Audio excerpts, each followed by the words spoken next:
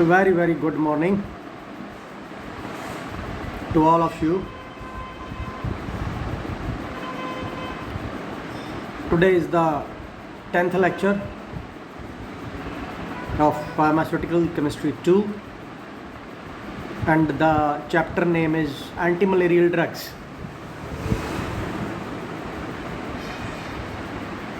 अब मलेरिया जो है इसके बारे में आप सब ने सुन रखा है, शायद कभी ना कभी आपको या किसी को हुआ भी होगा।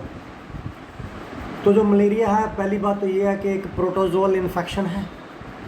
अब ये मैं प्रोटोजोआ के बारे में भाई अब नहीं पढ़ाऊँगा, ये आप लोग 10+2 में पढ़ चुके हो। प्रोटोजोअल इन्फेक्शन है, इसको पैदा करते ये है 4 प्रजातियाँ प्लाज्मोडियम की। और जो बीमारी है, the disease is characterized by, मतलब ज़्यादातर जो लक्षण आपके सामने आते हैं, चिल्स यानी कि कंपकपी होती है, फीवर बुखार होता है, ठीक है। और इवन के किसी के केस में खून की कमी हो जाती है, स्वेट्स यानी कि अपना पसीना आता है, ठीक है।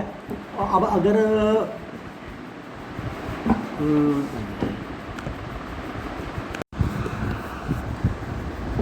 यहाँ कई बार 2 शब्द एक जैसे आ जाते हैं, तो यहाँ पे एक शब्द आया है रिगर, तो उसका मतलब भी है कंपी लगना या सर्दी लगना, जिसे आप बोलते हो, वो है।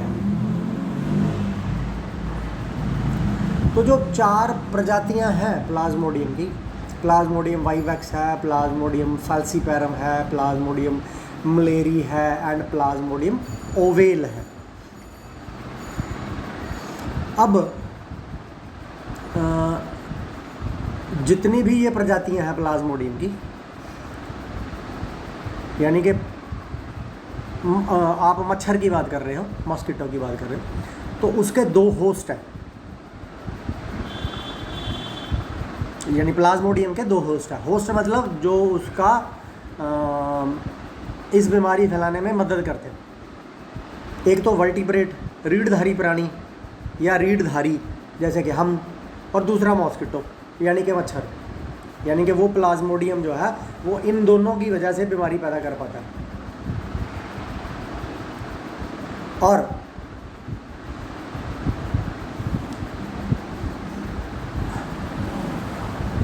मलेरिया का जो ऑर्गेनिज्म है बीमारी पैदा करने वाला, it requires time in both host to complete its multi stage life cycle. यानी सबसे पहले वो मच्छर जो है, जो बीमार है, वो एक इंसान को काटेगा और वो फिर उस इंसान के अंदर अपनी जो ज़्यादा स्टेज वाली लाइफ साइकिल है उसको पूरा करेगा। तो जो इन्फेक्शन है इंसान के अंदर, it is caused by injection of sporozoites by the bite of a female anopheles mosquito. यहाँ तक सबको पता होगा कि जो फीमेल मच्छर है वो काटती है, उसका नाम है एनाफिलीज मॉस्किटो, और वो अपने अंदर से स्पोरोजोइट्स जो हो वो इंसान के खून में भेज देती है जब वो काटती है। Salivary glands of the infected mosquito contain a large number of sporozoites. तो जो वो इन्फेक्टेड मॉस्किटो है, यानी फीमेल एनाफिलीज मॉस्किटो, जिसके अंदर ये अपना प्लाज्मोडियम की स्पीसीज़ है, तो उसकी जो सलाइवरी ग्लैंड है, उसकी थूक वाली जो ग्रंथि है, उसके अंदर ढेर सारे स्पोरोजोइट्स होते हैं और वो उसके काटने के बाद उस इंसान के शरीर में खून के थ्रू पहुंच जाते हैं। Some of the sporozoites rapidly enter into liver cells. उनमें से कुछ ऐसे होते हैं जो कि बड़ी तेज़ी से उस इंसान के लिवर के सेल्स में चले जाते हैं, where they undergo exo erythrocytic propagation forming tissue scions। तो लिवर सेल्स के अंदर जाने के बाद उनके अंदर एक तब्दीली आती है और वो बना देते हैं टिश्यूज़ में शाइजॉन्ट्स। पहले मीरोजोइट्स, अब शाइजॉन्ट्स। वो अब धीरे धीरे बड़े होते हैं लिवर सेल के अंदर। और वो हज़ारों की गिनती में मीरोजोइट्स जो हैं वो उनको रिलीज़ कर देते हैं। कहाँ? ब्लड के अंदर। जैसे वो सेल फटता है जिसके अंदर ये होते हैं, तो जब वो सेल यानी कि जब वो एरिथ्रोसाइट फटेगा, आरबीसी फटेगा, तब आपको वो चिलिंग वाला फीलिंग आता है, सर्दी लगने वाला फीलिंग आता है और बुखार होता है। ये जो मीरोजोइट्स हैं ये आपके ज़्यादा से ज़्यादा रेड ब्लड सेल्स को इन्फेक्ट कर सकते हैं।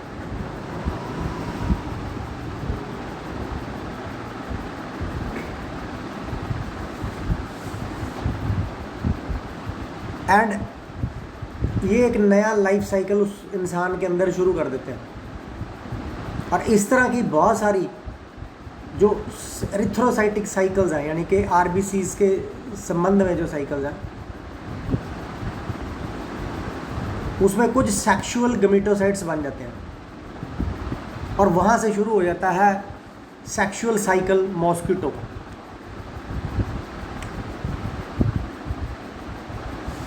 अब during the mosquito bite of an infected person, those merozoites which are known as male and female gametocytes enter mosquito from the peripheral blood। तो उस इन्फेक्टेड इंसान का खून जब वो मॉस्किटो चूसता है तो उस इंसान के शरीर के अंदर पहले से ही उस मच्छर का सेक्सुअल साइकिल शुरू हो चुका है। मेल एंड फीमेल गमीटोसाइट्स ऑलरेडी उस इंसान के खून में है और वो उस मॉस्किटो में चले जाते हैं, उसके इंटेस्टाइन में चले जाते हैं और वहाँ पे जाके वो जाइगोट बनता है और फिर oocyst और फिर स्पोरोजोइट्स। फिर से कंप्लीट हो गया, एक साइकिल फिर से कंप्लीट हो गया। यानी वो मच्छर पहले आम मच्छर था, उसने तो वैसे ही खून चूस लिया, ठीक है, लेकिन अब वो भी बीमार हो गया, अब वो भी मलेरिया पैदा करने के लायक हो गया कि उसने ऐसे इंसान को काट लिया जिसके शरीर में सेक्सुअल लाइफ साइकिल इसका प्लाज्मोडियम का शुरू हो चुका था।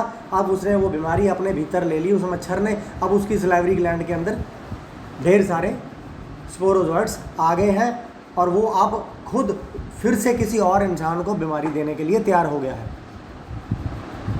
ये थोड़ी सी जानकारी थी, इसकी ज़्यादा जानकारी आपको फार्माकोलॉजी के चैप्टर में ही दी जाएगी डिटेल में। तो अब जो ड्रग्स एंटी मलेरियल है, तो आप यही सोचोगे कि भाई जो स्पोरोजोइट्स हैं वही तो बीमारी पैदा करते हैं, तो क्यों ना ऐसी दवाइयाँ हों जो कि इस स्पोरोजोइट को ही मार दे।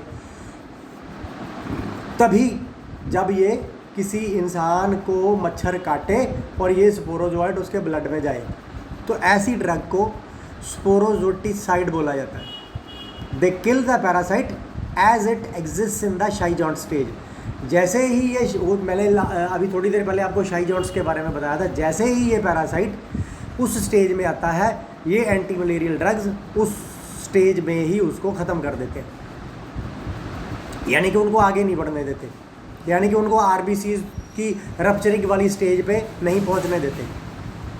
और तो पैरासाइट पहले ही मर गया, गेमिटोसाइट स्टेज में ही मर गया, तो स्पोरोगोनी हुई नहीं, स्पोरोजोइट्स बने ही नहीं।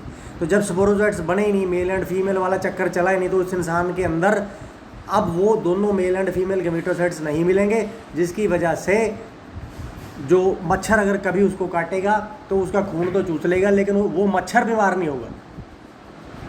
तो यहाँ पे कुछ नाम दिए हैं, जैसे कि सिनकोना एल्कलॉइड्स जिसमें क्विनीन आ गया, 4 अमाइनोक्विनोलिन्स में क्लोरोक्विन एंड एमोडाक्विन आ गया, 8 अमाइनोक्विनोलिन्स में प्रिमाक्विन आ गया, 8 अमाइनो एक्रिडिन्स में मेपाक्राइन आ गया, बिग्वानाइड्स आ गया, प्रोगैनुल आ गया, डाई अमाइनो पिरीमिडीन्स में प्राइमिथामाइन आ गया, क्विनोलिन, मेथानॉल, मेफ्लोक्विन आ गया, एंड सम मिसलेनियस ड्रग्स जिसमें सल्फोनामाइड्स आ गए, सल्फोन्स आ गए, टेट्रासाइक्लिन आ गया।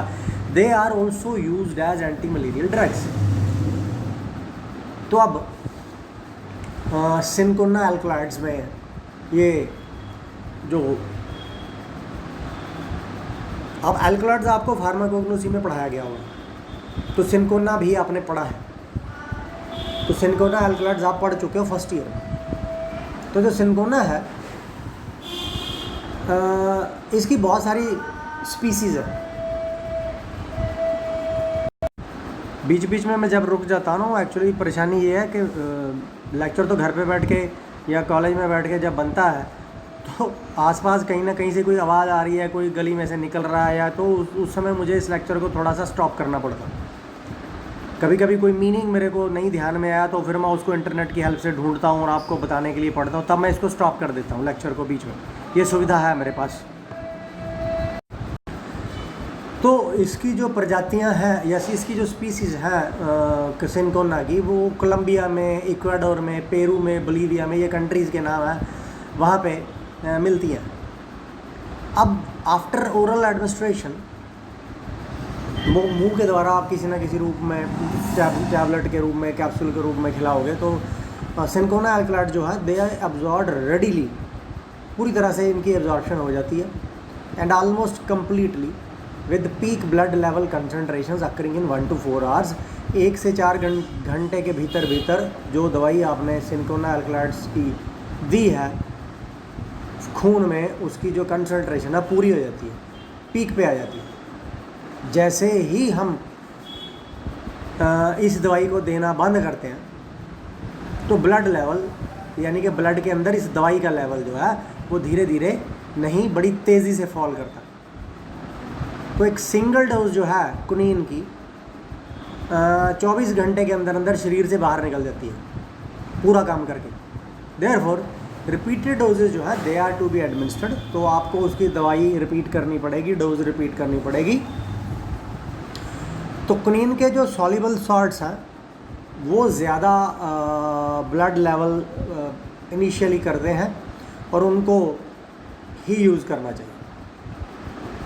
लेकिन ये है कि अगर लॉन्ग टर्म एडमिनिस्ट्रेशन है कुनीन की, लंबे समय से आप इसका इस्तेमाल कर रहे हो थेरापेटिक डोज में, आपको उस बीमारी को ठीक करने के लिए, तो it may give rise to a train of symptoms. तो कुछ ऐसे लक्षण सामने आएंगे, जैसे ट्रेन के डब्बे होते हैं, तो ऐसे लक्षण सामने आएंगे जैसे कि सिंक्रोनिज्म है, मतलब ओवरडोज जिसे कह सकते हो इसकी कुनीन की। तो इसमें होगा ये कि एक तो टिनिटस होगा, कान में से घंटियाँ सी बजेंगी, आवाज़ आएगी, हेडेक, सर में दर्द होगा, नौजिया होगा और उल्टी जैसा होगा, डिस्टर्ब्ड विजन होगा, आपको अच्छे से नज़र नहीं आएगा।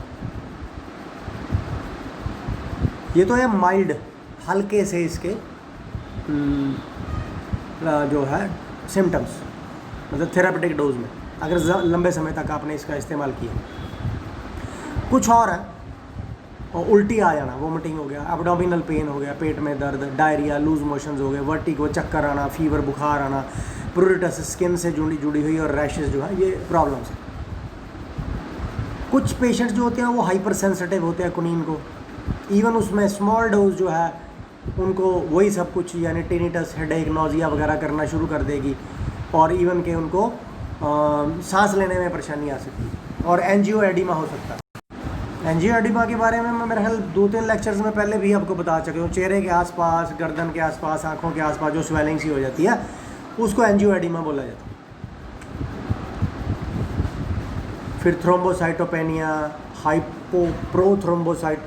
प्रोथ्रोम्बोपेनिमिया, हीमोलाइसिस, ये सब जो है ब्लड से जुड़ी हुई परेशानियां हैं, खून से जुड़ी हुई परेशानियां, ऑर्गेनिलोसाइटोसिस जो है ये होती हैं।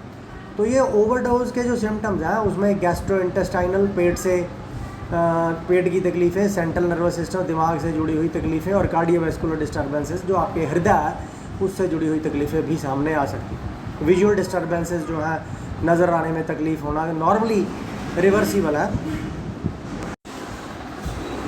पर कई बार ये परमानेंट भी हो सकती है जो विजुअल डिस्टर्बेंस, और उसमें सडन ब्लाइंडनेस भी आ सकती है, यानी इसके जो एडवर्स इफेक्ट के रूप। कन्वल्जन्स, दौरा पड़ सकता है, कोमा में जा सकता है इंसान, रेस्पिरेटरी डिप्रेशन हो सकता है, सांस लेना बंद हो जाएगा, इवन उसकी मृत्यु हो जाएगी। लार्ज डोजेज में एक प्रेग्नेंट लेडी की अबॉर्शन तक कॉज कर सकती है। इवन के जो बच्चा पैदा होगा उसमें वो अपंग हो सकता है, उसके जो अंग है वो विकृत हो सकता है, क्योंकि जो प्रेग्नेंट वोमन है अगर उस केस में कुनीन जो है उसको यूज़ ही नहीं करना चाहिए, उसको हटा देना चाहिए।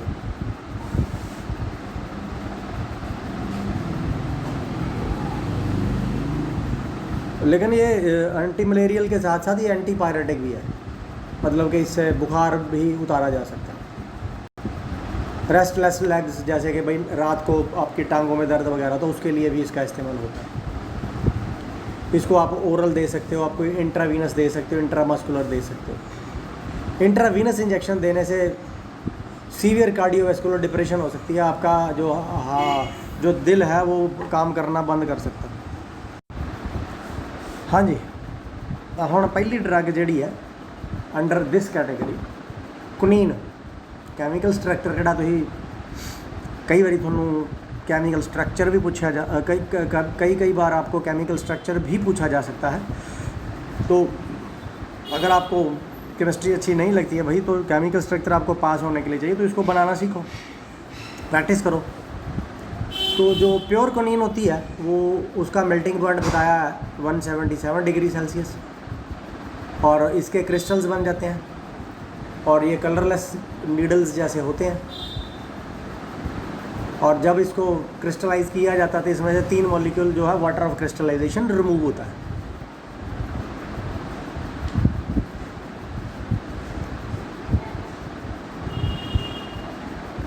बाकी ये लीवो रोटेटरी है।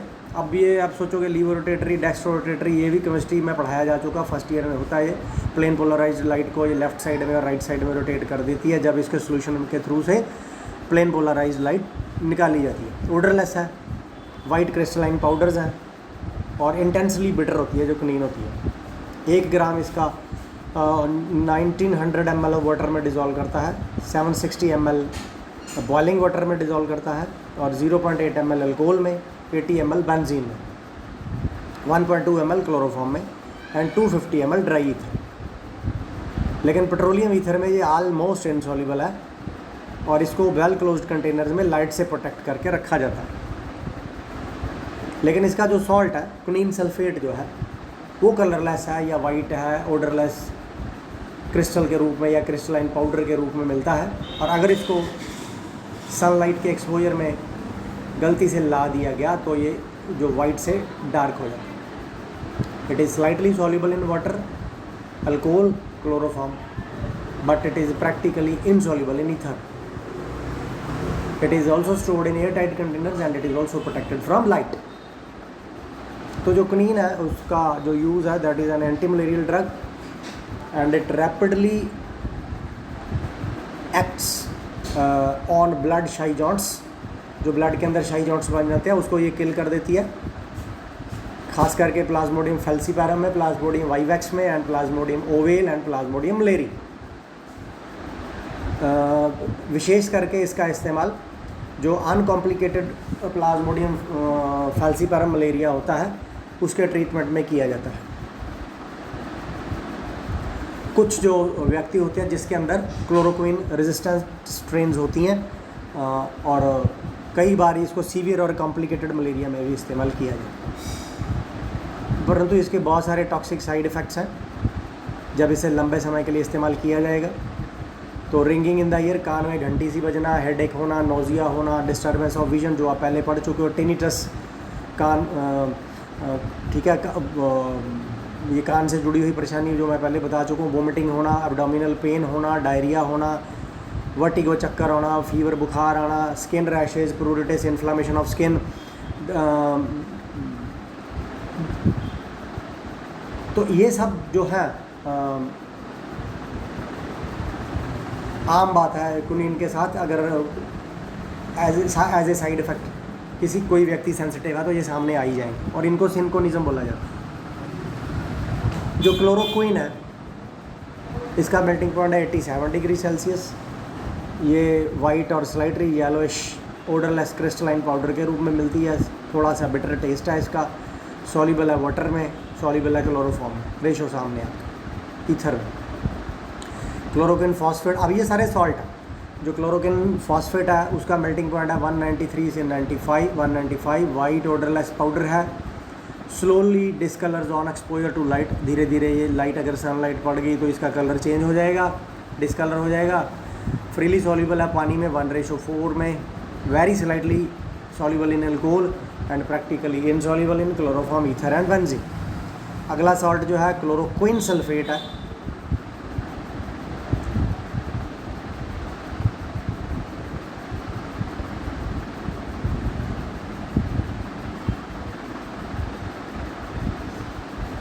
ऊपर वाला फॉस्फेट था। सो जो सल्फेट है वाइट है, ऑर्डरलेस क्रिस्टलाइन पाउडर है, सॉल्युबल है वाटर में 1:3 में, प्रैक्टिकली अल्कोहल में इनसॉल्युबल है, स्पेरिंगली सॉल्युबल है क्लोरोफॉर्म और ईथर। यूजेस क्या है इसके? जो क्लोरोक्विन है, क्योंकि यूजेस हम क्लोरोक्विन के याद करेंगे, सॉल्ट फॉर्म एंटी मलेरियल है, so it is use to cure malaria. It may be given as the phosphate, sulphate और हाइड्रोक्लोराइड। तो ये सॉल्ट फॉर्म में दी जा सकती है। साइड इफ़ेक्ट्स वही आगे हेडेक हो गया, जीआईटी डिस्टर्बेंसेस जैसे कि नोजिया, वोमिटिंग, डायरिया, प्रोडिटिस और स्किन इरप्शंस, ये आम बात है। पैमाक्विन जो है ये डार्क येलो कलर आ गया, क्रिस्टलाइन पाउडर फॉर्म में, ऑरेंज रेड, ऑर्डरलेस, पानी में solubility 1:16, practically insoluble in chloroform, ether.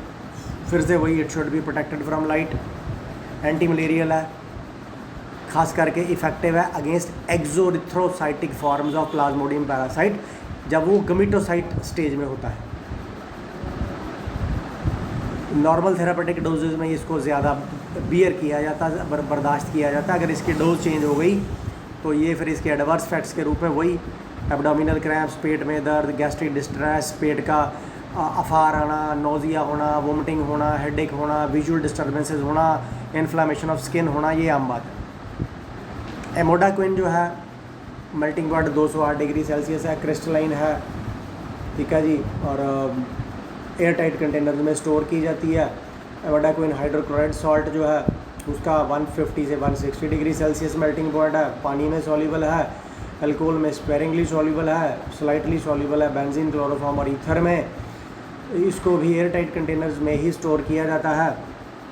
Anti malarial drug है, इसका यूज़ है, एक्शन इसके वही हैं जैसे कि क्लोरोक्विन वाले हैं, लेकिन it is highly effective against Plasmodium vivax and Plasmodium falciparum infection. अगर आपने टेस्ट कर लिया कि इन्फेक्शन कौन सी है तो देन यू कैन डिसाइड कि हमें कौन सी दवा इस्तेमाल करनी है। ये कुनीन से 3 या 4 गुना ज़्यादा एक्टिव है, लेकिन however it has no effect on plasmodium falciparum.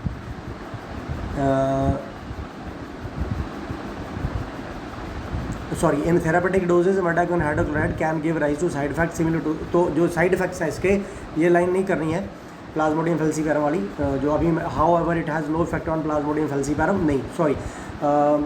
तो इसके जो थेरापेटिक डोजेज में जो इसके साइड इफेक्ट्स हैं वो वही है जो कि क्लोरोक्विन वाले।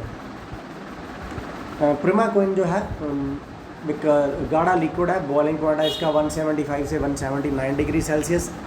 तो उसको ईथर में घोलोगे तो घुल जाएगा, लाइट से प्रोटेक्ट करके रखना है, ठीक है जी। एंटी मलेरियल ड्रग है, इसका यूज़ है। प्रिमाक्विन फॉस्फेट जो है यानी कि सॉल्ट फॉर्म में, orange red, odourless, crystalline, bitter powder बन गया है। 197 से 198 डिग्री इसका जो मेल्टिंग पॉइंट है। हल्का सा पानी में सॉल्युबल है, क्लोरोफॉर्म और ईथर में इनसॉल्युबल है। इसके जो एक्वस सॉल्यूशंस हैं वो लिटमस पेपर जो को एसिडिक रिएक्शन देते हैं, और इसको भी लाइट से प्रोटेक्ट करके रखना है। ये एंटी मलेरियल है, लेकिन ये प्लाज्मोडियम पैरासाइट के अगेंस्ट ये इफ़ेक्टिव है। प्रिमाक्विन जो है वेल टॉलरेटेड है नॉर्मल थेरापेटिक डोजेज में, ये सब दवाइयों के साथ ऐसा ही है। एडवर्स इफेक्ट्स इसके भी वही हैं, abdominal cramps, gastric distress, nausea, vomiting, headache, visual disturbances, pruritus, ये कॉमन है, सारे के सारे आप यूज़ कर सकते हो। प्रोग्वानिल हाइड्रोक्लोराइड जो है ये white odourless bitter crystalline powder है, slightly soluble in water, more soluble in hot water, soluble in alcohol, practically insoluble in chloroform and ether. It is also protected from light, इसको exposure नहीं होने देना। ये भी एक एंटी मलेरियल ड्रग है और ये इन्फेक्शन की ट्रांसमिशन को रिड्यूस करने के लिए इस्तेमाल की जाती है। यानी it is active against pre erythrocytic forms, यानी कि ब्लड में, इंसान के ब्लड में बीमारी पैदा होने से पहले की जो स्टेज है इंसान के अंदर ही उसको ठीक करने के लिए इसका इस्तेमाल किया जाता है।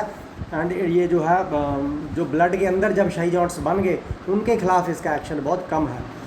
प्रोग्रानल हाइड्रोक्लोराइड जो है well tolerated after usual doses, वैसे ही जैसे कि पहले आप पढ़ के आए हो कि भाई यूजुअल डोजेज में ये अच्छा आसानी से बर्दाश्त होती हैं। अगर डोज बढ़ गई, ज़्यादा हो गई, तो फिर से वही vomiting, epigastric discomfort, हेमाटूरिया, renal irritation etcetera that में अक्कर।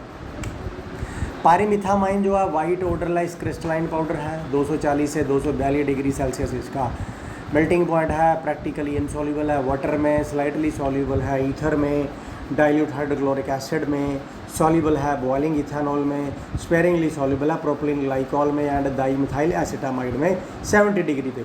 इसको भी एयर टाइट कंटेनर्स में स्टोर करके रखा जाता है, लाइट से प्रोटेक्ट करके रखा जाता है।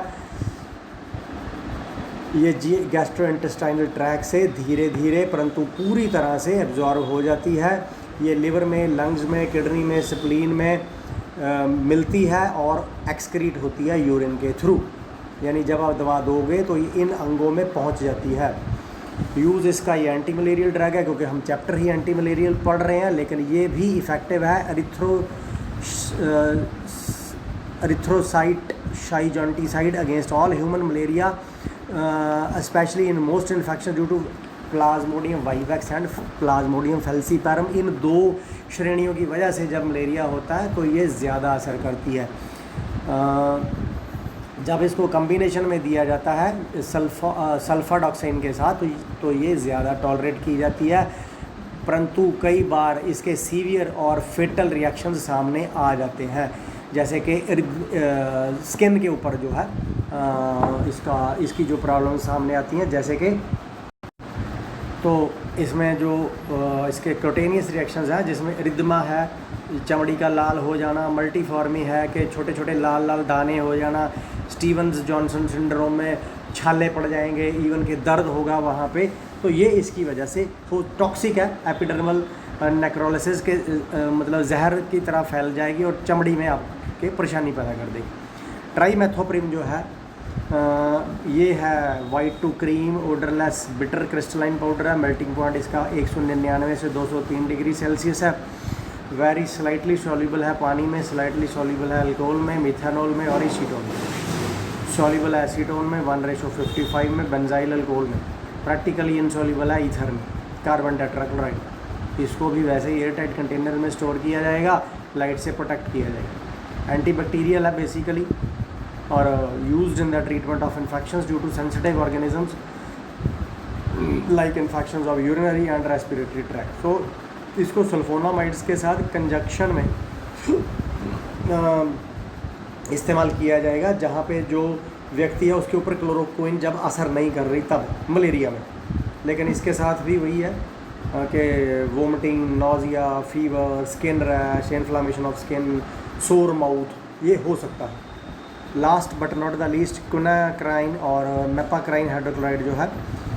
क्विनाक्राइन हाइड्रोक्लोराइड जो है ये येलो बिटर क्रिस्टलाइन पाउडर है, sparingly soluble in water 1:35, more soluble in hot water, slightly soluble in alcohol, insoluble in ether, benzene and acetone. Yellow colour that quinacrine imparts to the urine and the skin is temporary. इसकी वजह से चमड़ी का रंग पीला और urine का colour पीला हो जाता है, वो टेम्परेरी होता है। तो इसके यूज़ करने की वजह से होता है, उसको आप ये ना समझो कि जॉन्डिस होगा।